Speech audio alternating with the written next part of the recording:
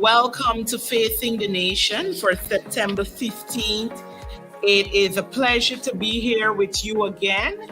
And of course, once we start the program, I want to always remind you, call up a friend, call up a family, tell them Facing the Nation is on.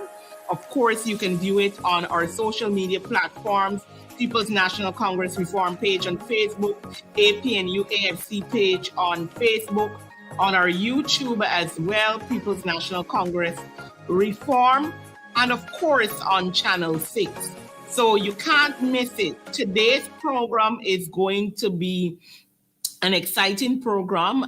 My guest today has never been on my program before, so it's going to be an interesting run with us. And, there are lots of things to talk about. So come on quickly, let everyone know that Facing the Nation is on, and let's get going. All right, so this afternoon, I would like to start to introduce my guest.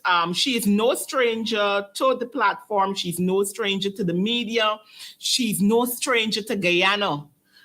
But she is on our program today, here for the very first time.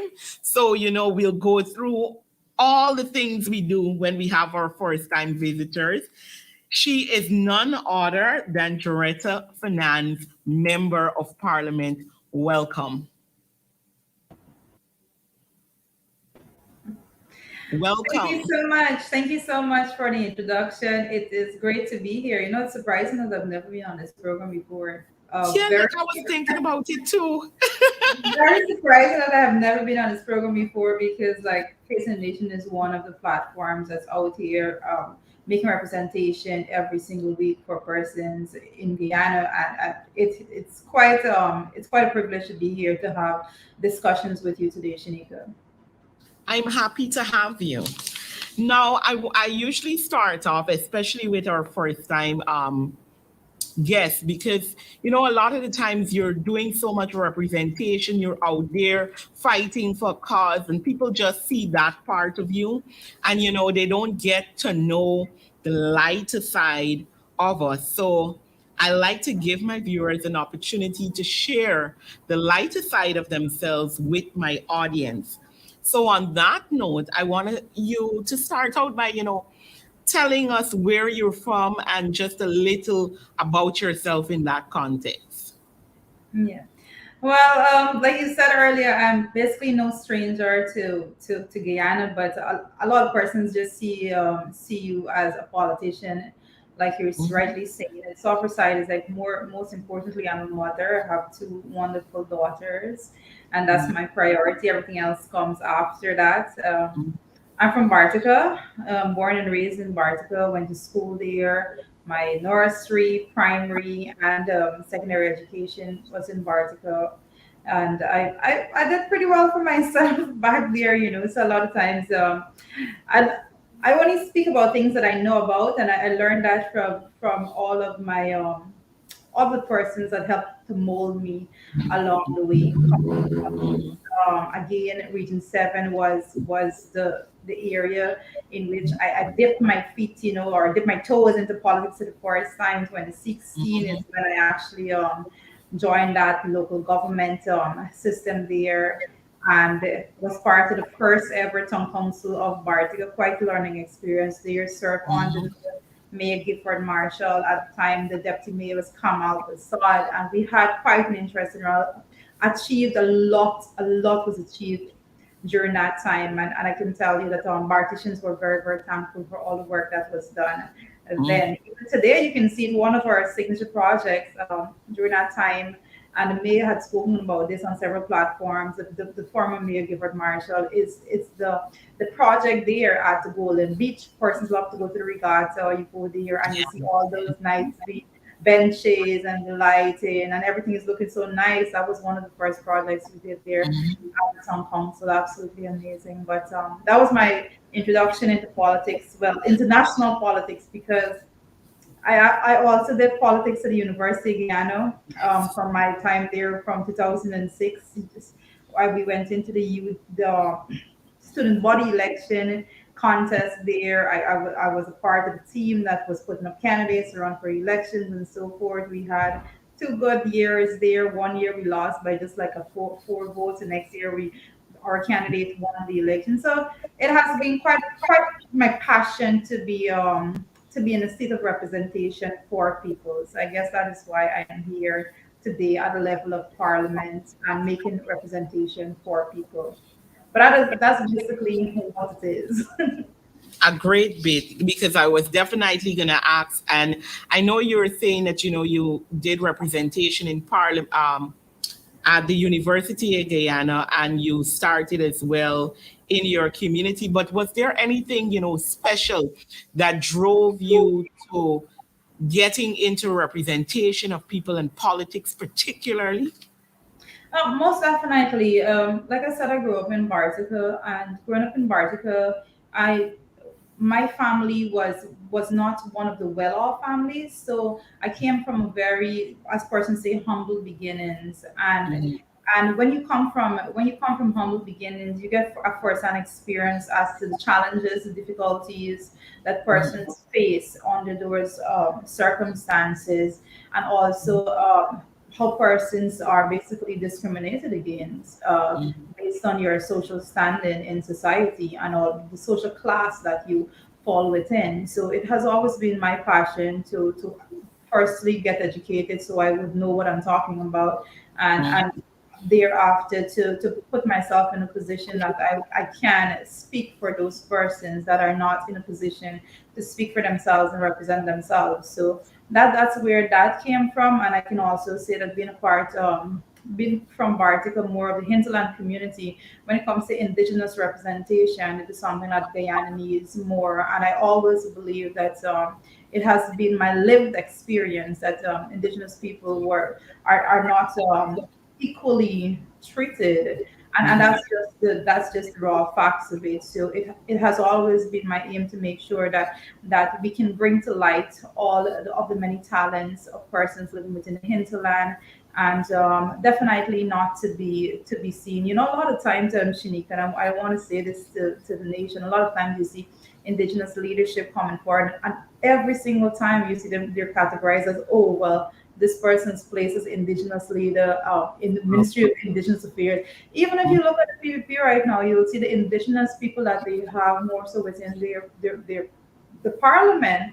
They only put them to speak on indigenous matters. It's like they're boxed into mhm, equal corner. I believe that everyone should have equal opportunities to go out and speak on whatever matter, wherever you are best suited and where is your area of expertise. And hence, I deal mhm. with finance, for example, because Yes. that's my area. And also, you can also be dealing with representation for the hinterland people, the absolutely amazing people that lives in the hinterland of Guyana.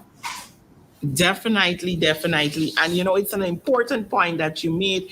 You don't always want to be boxed in, and to be able to represent in whatever field, whatever skills that Yeah. you provide, like everybody else. Mhm. And that's a very good point. Now, we started a little conversation there that will take us into the meat of today's discussion, because, as you know, I really want to zero in on education. Mm. You have been making a stir online with an issue that has been raised, but there's so many other issues happening in that sector. And it's Indigenous Peoples Month, it's Education Month as well, and it's a timely conversation I believe we're going to have here today. I want to start out with the issue. I mean, there are lots of issues in education, but I want to particularly start out with this conversation that you've been having about the comments of the Minister of Education. And find those comments very disturbing for Mm, someone at her position and level to, you know, I see it as down talking not just the institution that you're in charge of, but all the parts that are associated to that institution, which includes the parents, includes the community. You did all of that in one statement. And just to bring the viewers up to scratch, I want to play that part of her speech and then let's talk about it. okay. Matriculation rates. Matriculation means students who have 5 or more subjects with at least math and English passed. From Santa Rosa Secondary in Region 1, a 62.58% matriculation rate. We're very proud. 3 Miles Secondary, 57.8 matriculation rate. DC Caesar Fox Secondary, 56.06 matriculation rate. But right in Barteco, a stone throw from 3 Miles, 21% matriculation rate. Same children, same parents, same air, same kind of food.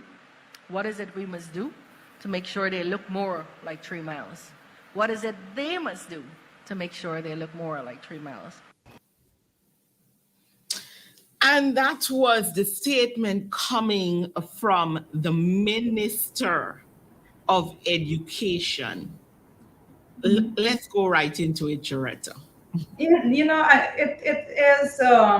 There's some harsh realities and some truths that we got to face when it comes to that and what is going on there. Is that the minister is speaking because she has not an iota of knowledge or understanding as to what is going on at the school, the Bartica Secondary School, and the fact that she just felt it was okay to make those wild, ridiculous comments. If you ask me, I don't know what is the air you breathing, or how is that associated with your ability to learn, or how is that associated with the resources provided by the government for you to actually be able to learn.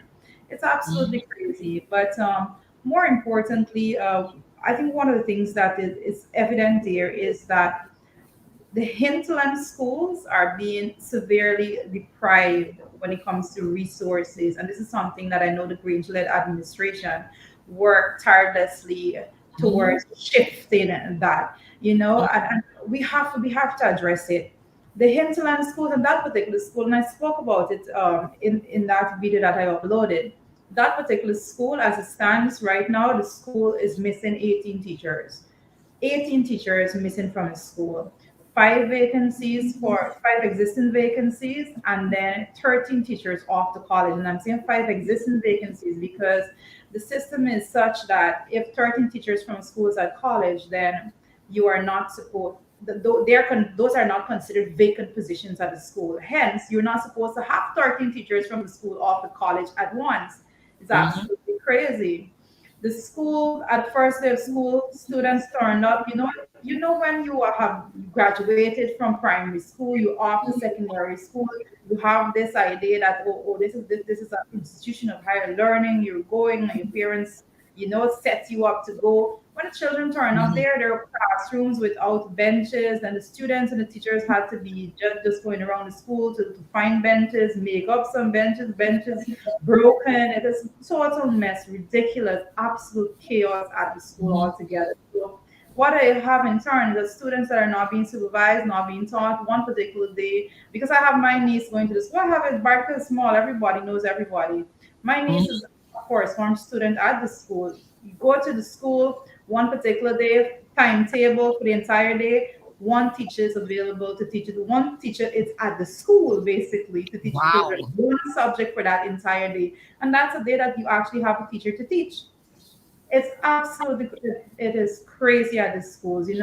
So we have a problem, and we can start to list these problems. The teachers, the lack of teachers in those schools, and you talk about the lack of proper furniture at the schools, and you can go straight into this whole issue that Priya was even talking about, making big Facebook posts that the first time ever every student have books and all sorts of things, these things Mhm. are, it's easy to say things, but when you go on the ground is when you realize that it is far from what is being said by the minister to the nation. One of the things that I noted, Shanika, is that the comments and that post had a lot of shares because when it comes to education, you have that cuts across all lines. Yeah, It's not political. You're talking about children's education. the Everybody should future. be concerned Mhm. about this. And when person shared the post, you were hearing, oh, it's the same thing happening in nuance now. Oh, it's the same thing happening over on the West Coast. Oh, this North School is it's so crazy. And everybody have commonalities with the difficulties, particularly when it comes to the lack of furniture, the lack of books, and also the lack of teachers in the school. So then you wonder, what is all of this smiling and big announcements about, oh, we're having a brand new secondary school? You build an additional secondary schools when you can't even provide teachers For for the the, schools the that are ones that you have. Mhm. right. So it gives the impression that the ministry is looking to say that, oh well, once we have a building, you send your children, whether or not we have teachers or books or furniture, you send them, and at the end of the day we can say, well, oh well, they passed through the school, literally passed through the school and not learn anything in the process. But I'm saying that the children of this country deserve better. Mhm. Every year, you Definitely. can see the budget. The budget is almost at $1 trillion as it stands right now. How Mhm. could the system be worse off? Like, how is that even possible? The PvP makes the impossible possible. They made Possible. Mhm. it's crazy. They made it in such a way that they have more money, but they're doing less with more money, and that is the reality on the ground. So I don't know who else have a better experience, and we can actually say this because Shanique, you would have noted, and I can speak about this also. And I'll use St. Rose's as an example.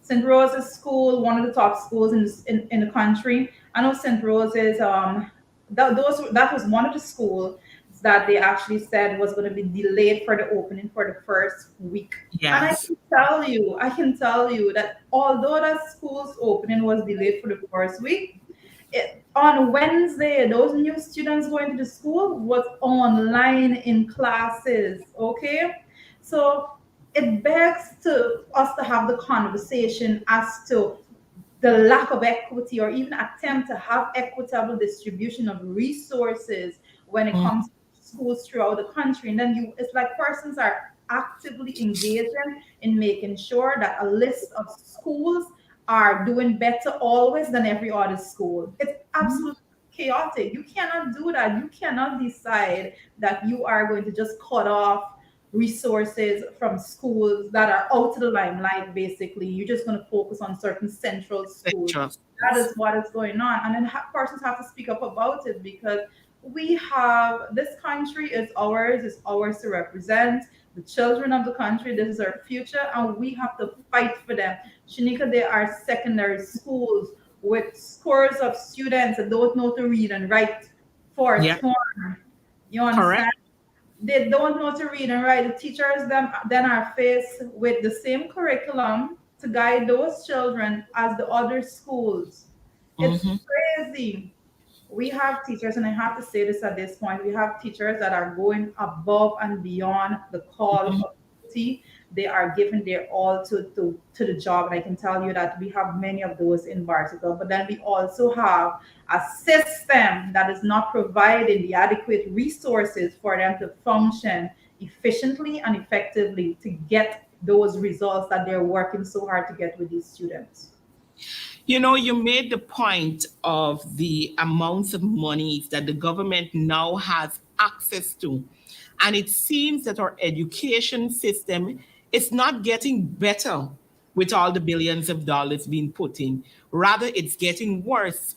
Now, one comment there says, did the regional education office report at the regional education meeting, which I believe happens every month. Now, even as a minister going out to make pronouncements, these are mechanisms for you to understand what is happening in the sector. I don't know if the minister is now going to come and defend whether she was told She can't. that this was the Shanika, situation, Shanika, she can't. She or can't she will defend it. say to us that she didn't know that this That's was the even situation. worse. That's worse. Either way, it's bad for me because too we gotta understand that this is the same minister that has decided to put a policy where she is saying that by X time, every single teacher who was not trained at CPC has to be trained. Mm, Now, the question begs, and the problem I have with this government continuously in every sector that you examine, they make policies mm, absent of consultation with all the relevant parties, and they never have a proper plan. Because even if you want to implement something like this, and I believe part of this is what's affecting that school in the regard that you have 13 teachers going to CPC all at once.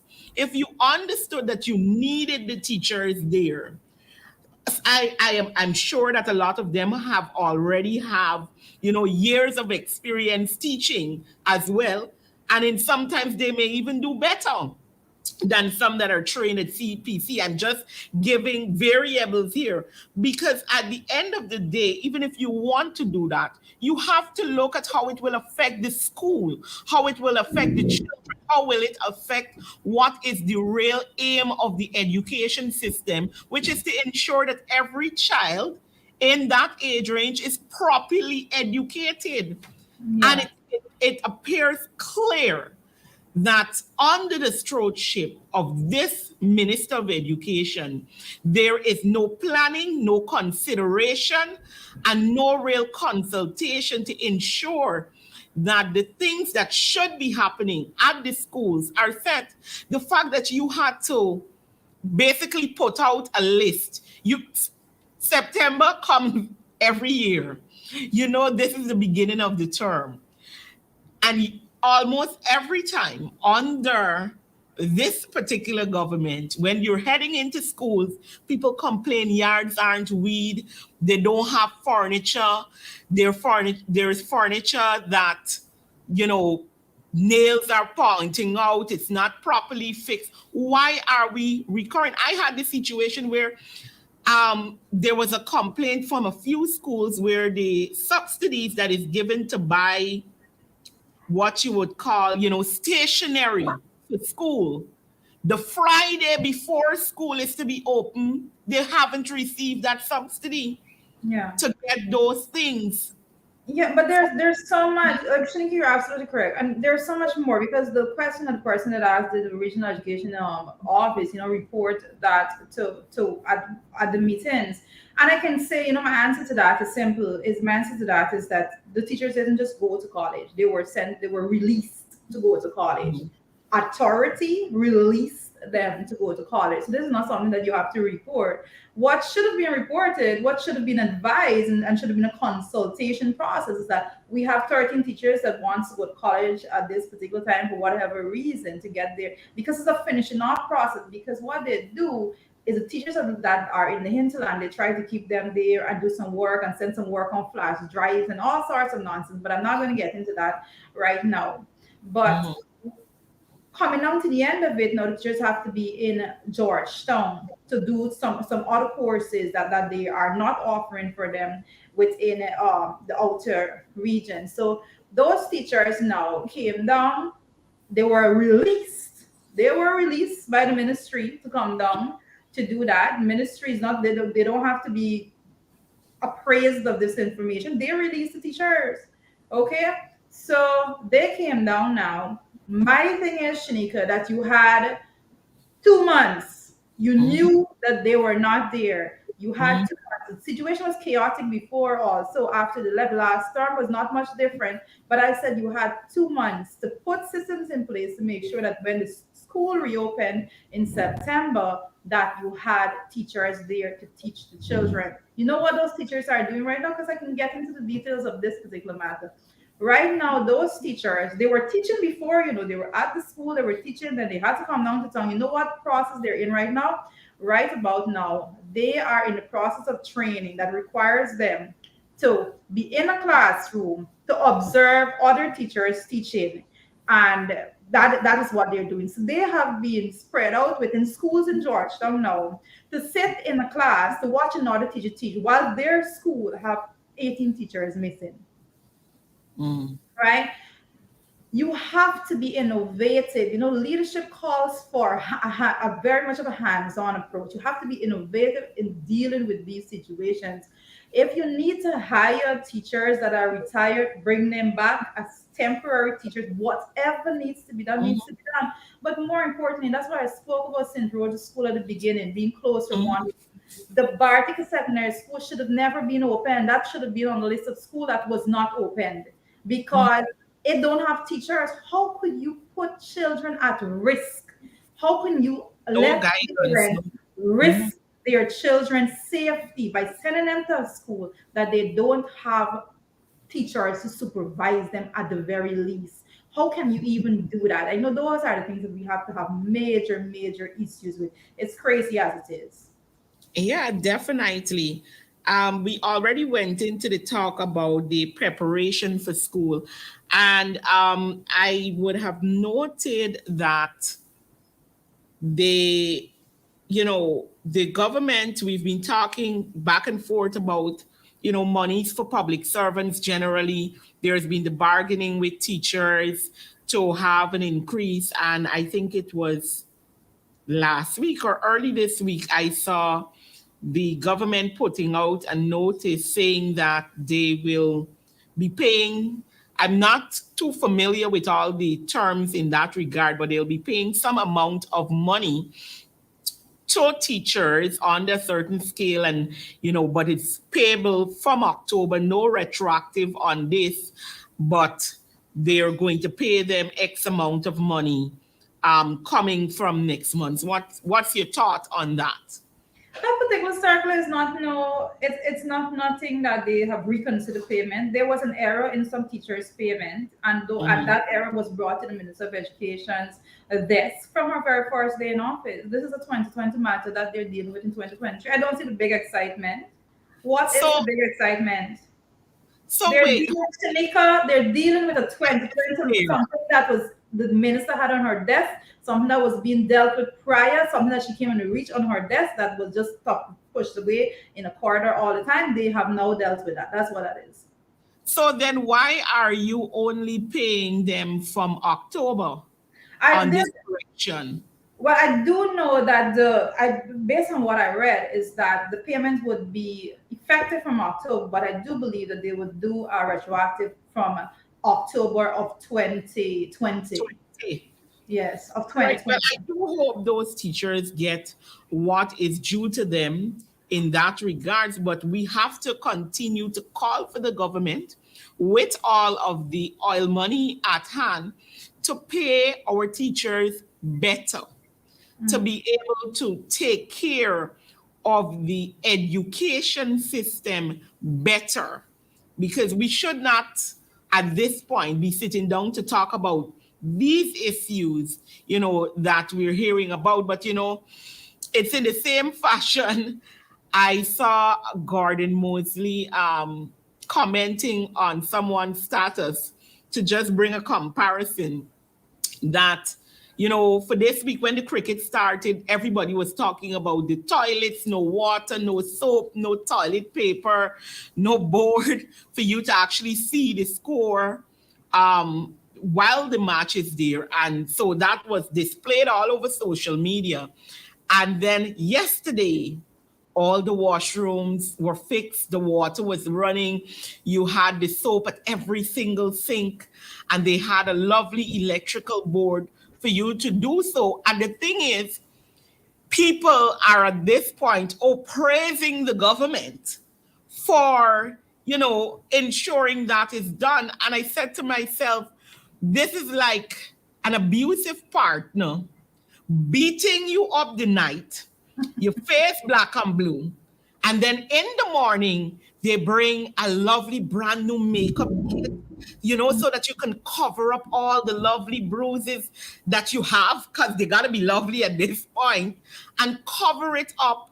And then that would be you turning around now to say, oh my God, this is so wonderful. This, to me, in every sector, is how this government has gotten our people, Hmm. you know? You know, it's crazy that you talked about the washroom during the conversation we're having about the schools, because we can make the comparison right Same there thing. immediately, Mhm. because the reason why they rush to fix that is because you have so many foreigners coming into the country that is utilizing those facilities, and so they want to project this nice Good picture image. to the Mhm. foreigners. Let me tell you something. If it was Guyanese alone, they didn't give a damn about Guyanese alone using those facilities the way in which it was. They would have left Guyanese just like that. But because there are foreigners in the country that are utilizing the facilities, they wanted to put paint a nice picture that, oh, if something is broken, we get it fixed and all of that. We can go right back to the school system, and people, this is what when you're speaking fact, Shanika, there is nobody that could come and dispute what you're saying. If Mhm. you go, and I invite parents, parents got to be more on the ground. You have to go to the schools, check on your kids, check on the facilities that are utilized. If you were to go to the schools and check the washrooms that your children are subjected to use in this Correct. oil Mhm. producing country with our budget Mhm. of almost $1 trillion for Mhm. 2023, if you are to go and check those washrooms, you would vomit. It is absolutely crazy. The government does not care about things that they can throw a blanket over. The Mhm. only time they look to fix these things is if they believe that someone, there's an eye looking in, or someone, there's a foreigner coming to check on things. You know how many schools have been asking for their washrooms to be upgraded? You know how many schools have two Mhm. washrooms available to hundreds of students? It's absolutely crazy. It's madness going on within the The school water system. issue as well. The Yes. water issue. Some of them you have washrooms, but no running water. Correct. The fire truck have to be going to certain place to give them the full up a tank every time they Mhm. got to be calling children going to the school. Craziness.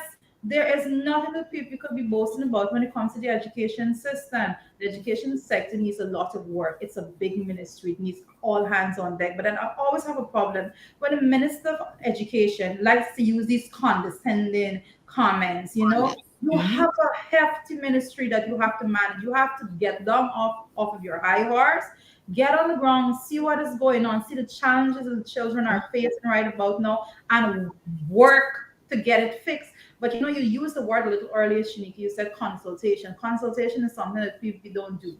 They have no Yeah. interest in that. They are a party that they all they're interested in is pelting out, and I said spitting out instructions from the president right down, and Mhm. you have to deal with it. You have to face whatever the blunt of those instructions are, whether or not those things are achievable. They're not. You just got to deal with it. But and I always say the people have to speak out for themselves. If you Mhm. just allow your children to go to school days after day, week after week, month after month without teachers, then nobody is coming to fix that for you.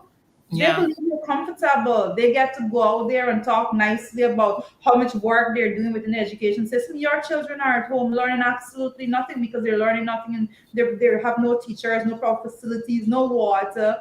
Basic and humane treatment being meted out to the children of Guyana, and we have to call it out. Yes, definitely so. Talking on that, and the president and whoever, everybody just likes to give instructions. What is your thought on the president's proclamation, I'll call it, that it is now compulsory from primary to secondary that students learn Spanish? All right.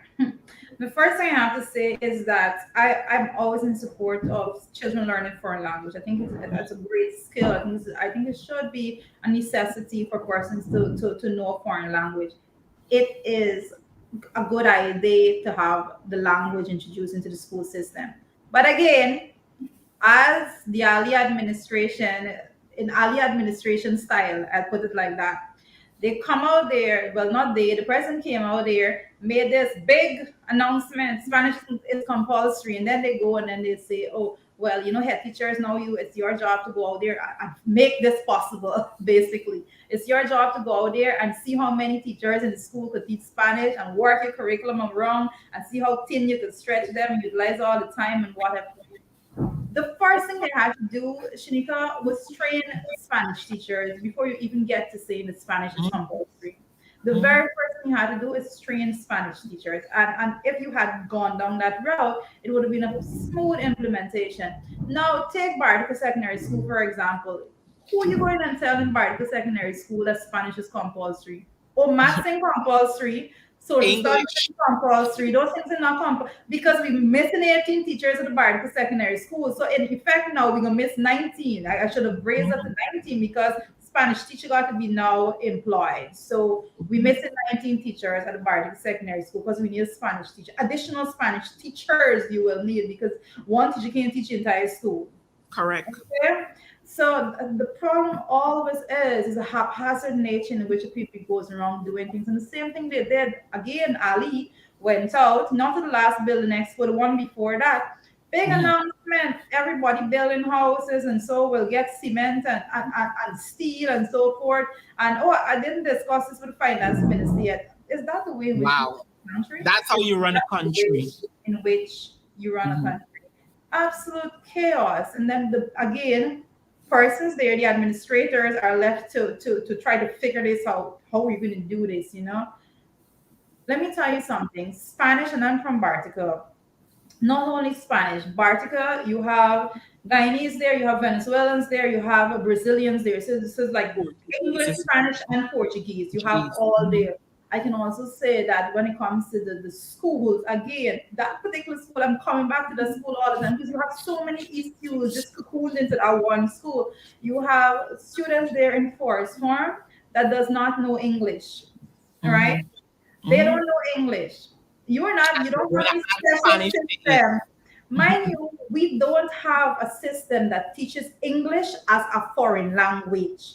We teach English language at a different level, but we're not teaching English as a foreign language. So students there, the Venezuelan students and the Brazilian children and those children that are within the system now, they don't know English, so they're basically just showing up. The parents are sending them there. Probably it's something that they can do to utilize their time and so while the parents have to work and so forth, but you can't teach them anything. What should have happened, what would have been easier to implement and would have made a lot of sense is if the president had taken the opportunity to say, you know what, we should start teaching English as a foreign language to these students, these foreigners that we have within our school system right now. That would have Mhm. made a lot of sense because then you can put them in a bracket by themselves. You could have created a class by a unique class that would Yes, work with to them tackle and that. Mhm. language before you even put them into the system. You can't have students into that class because I can tell you it is going to be imagine the craziness that is happening. The primary schools don't have Spanish teachers. If you can find one and two at some of them, you're going to find a lot. The secondary schools, we don't lack it. That announcement that Spanish is compulsory, and I put it like this: it is not, it cannot be implemented, not at this stage, until you start training people to Mhm. be able to teach that subject. The Spanish teachers that are available right about now, they are terribly inadequate to supply anywhere near to that what is needed to be supplied right now. Joretta, I totally agree with you. Learning another language is important because there are so many interactions that we have. I know right over in Suriname, English is basically from the secondary level taught compulsory because there's lots of interaction and they believe that their students must learn it. But like you pointed out, many of the issues, and I want to start by saying, in fact, when I went to primary school, when we were finished writing common entrance, I remember one of the things for that, it was about what, 2 months after you went to school, for even after writing common entrance, or Mm. 3 months, we were taught Spanish during that time and we were introduced to things that would come in first form. But Spanish was also one of those subjects. And you had an idea even before. So when you got into secondary school, because at least when I went to secondary school, Spanish was from first form to second form, basically compulsory. We did it, but then you get to choose when you're heading out into the stream because you'll decide whether you'll write it for CXC, etc. So there's already a little system there, like you rightfully said, you're already in the secondary schools where it is already there, because in most secondary school there is French and there is Spanish being taught. Places like Bishops and Queens College, they have French, they have Portuguese and Spanish being taught. And you're able to work out, and you already have teacher problems with that. And now you are bringing students coming out of primary school who cannot read and write English, their own language. And you are saying to them, instead of, and just as this story started about, the passes for English and maths, that's what the minister was talking about. You are already seeing on your radar, based on those percentages, that we have major problems with English and maths. And we haven't found a solution to handle that, but we want to add something else into the equation. And that really is my problem with how they do. And again, it comes back to consultation, understanding the issues within the ministries, and being able to come up with a proper plan to handle those things. Because it's nothing strange to us. I've been out of school, I think, for a good while, and we know about these things. So why aren't we at the place yet? Then we can talk about that. We're now seeing on the police. Shamika, let me tell you something. As we're talking, let me tell you.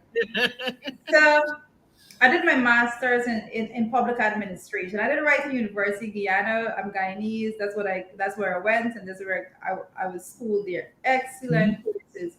One of the courses that we did was public policy. And public policy. I would advise that President Ali and his entire team go and do the course in public policy, because when you do public policy, you do policy formulation and policy implementation and all of those and what you have to do in order to have an effective policy, derive an effective policy. But when you hear the way there is no part, you cannot go to any learned person and say, this is how you do it. You announce that this thing is compulsory, and then you go and you figure it out after.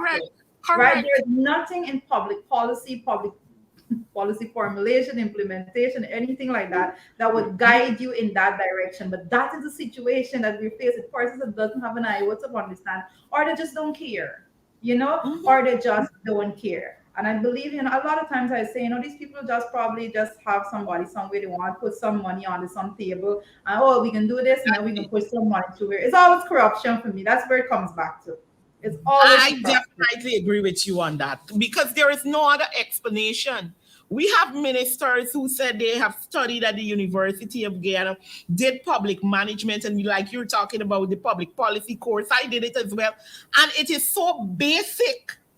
It doesn't take a rocket scientist to understand how you'll get your policies worked out, And for them not to be able to do so, there have to be some other motive.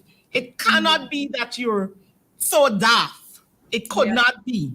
It has to be you are only consumed with yourself and your friends, your family, your favorites, and how we can put money in our pocket. Because there is no other explanation for what we're seeing in every single sector. We have zeroed in today on education, but this is what we are seeing in every single sector currently. Yeah. And that's the reality. As you said earlier, and my viewers know, I say it every single week. The only way we will be able to continue to handle and deal with these matters, we as the people and the citizens of this country have to continue to push have to continue to push and hold the government accountable. Bring the stories out. Don't be afraid to speak out, because nobody did. If we're not free to speak in our own country to handle the issues, we have a problem. I know that you have Yes, a our matter press that you have conference. to go, yes, to go and attend to. I know the AFC will be having a press conference sometime today that, you'll be able to bring us up to date on all the issues. So I want to tell the viewers, be sure to click in, because I think there's some hot issues today on that press There is. conference.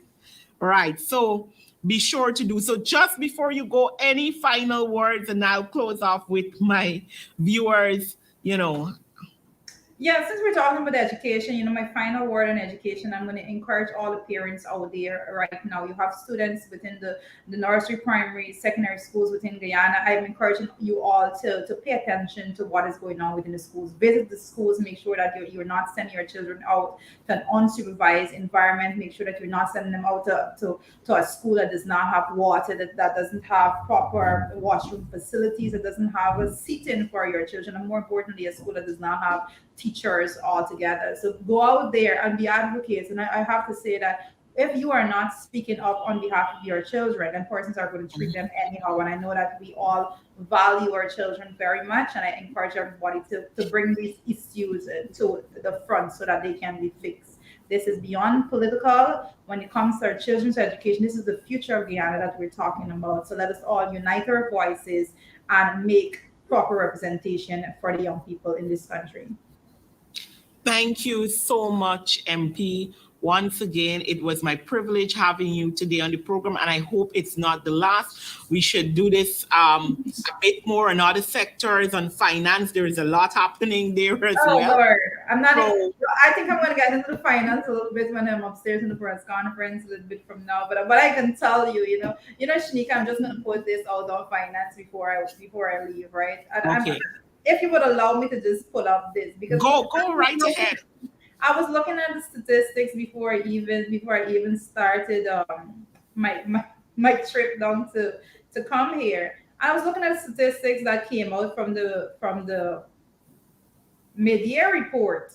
And Mhm. it's absolutely crazy because I do know there's a lot of persons are out there talking about it, and it was amazing to hear. It was amazing to hear persons like the vice president and so forth report on this mid-year report. I want to give you one example because I always speak about sugar because of the blatant lies that the people Mhm. use when it comes to sugar. They Mhm. paint a picture as though that they do the best ever when it comes to sugar, and everything that the coalition administration did was absolutely horrible when it comes to sugar. Absolutely horrible. And I want to give this because the media report for 2023, when it spoke to sugar, it says that the Guyana Sugar Corporation produced 17,034 tons of sugar in the first crop of this year. Mind you, they are reported that is a 30.1% increase compared to the first half of last year. So person's going to be like, what is the coalition talking about? These people seem to be doing well. 30.1% increase in production of sugar in the first half. But then you have to look at the numbers. And I always tell people the details are in the numbers. You have to follow it Correct. very carefully. And you're going to see 17,034,000 tons. And that's what that is, 2023. But I'm going to pull up right now really, really quickly. And I always go back to the 2019 report because it's absolutely important for persons to understand the difference. The 2019 reports when it comes to sugar in our country. Shanika, I can't make this up. Mhm. And this was what was reported. Mind you, this 17,000 plus thousand, the 17,000 plus tons that we're Done. talking about for Mhm. this year was Mhm. a 30.1% increase. Increase. Now, increase. This is 2019. We're going to number. I go back to 2019 because that was the last year of the coalition being in office. That's the last full year of the coalition being in office. Everybody knows that. Reading from that report, 2019 mid-year report again, you're going to see the Guyana Sugar Corporation fell short. This wasn't an increase, fell short of its production target for the first crop by 1%, with output reaching 33,531 metric tons of sugar. 33,531 metric tons of sugar. 2019. And then the peak is going to come in 2023 when they took the budget to almost $1 trillion altogether, when they're saying that they're pumping so much money into sugar. And they're going to report that 17,034 tons is a 21% increase, and they should be celebrating that. In 2019, with a budget less than half of what they had this year, Guyana, the coalition government, had 43,531 metric tons of sugar produced. If people can't come and tell us about sugar, I always tell people, and I can't get into too many numbers right about because I have to run. Yes, but what it is, I invite persons to go download those report, do the comparing and contrast, and they can't talk to us about these things. They have done a horrible job when it comes to management. Maybe next week, you never know, we may catch up on the finance. You may very well. Okay, guys. Thank you so much for having me. I have to run right now. That's okay. Thank you so much to MP Juretha for her contribution on today's program. As you would already see, we're basically out of time. But, the issues discussed today are the issues I want us to understand, that as we fairly examine what is happening in this country, I continue to say to my viewers, I continue to say to the people of Guyana, whether near or far, in the diaspora or at home, that we have a responsibility to our country to hold any government that sits in that seat of governance to a standard, not hold them accountable, and we cannot do so if we are afraid to speak out, if we are afraid to come out and talk about the issues. Today, we dealt heavily with the education system. And, if you have any other concerns or any schools that you want to point out with issues, even after the program, feel free to comment in the comment section. We will take a run through. And maybe we'll have to visit some of these schools to have a visual look of what is happening to, talk a bit more. And their MP ended off with giving us some information on the mid-year financial report that has been released. And I know at their press conference, I guess a bit later, they will be sharing some of this information. And here again, we are seeing how this government likes to parade things, to lie, and to, just cover whatever they're doing. And we as a people, we have to continue to hold them accountable. So when your representatives, whether it be in the local system or the national system, comes and, calls for the push in getting these issues resolved and talked about, it is important for us, the citizens, to back them up. So I just want to thank you for viewing the program today, being a part of what is happening. I'll probably look to see if I can get MP next week, and let's talk about the financial issues, because I really think we ended up very well with that financial issue. So we will see what will happen for next week's show. But of course, I just want to thank you for viewing Facing the Nation again today. It was a privilege being here with you and viewing your comments. So do have a great afternoon, and definitely I'll see you next week, 12:30 to 1:30 on all our social media platforms and our YouTube page. Follow us. Do have a great afternoon.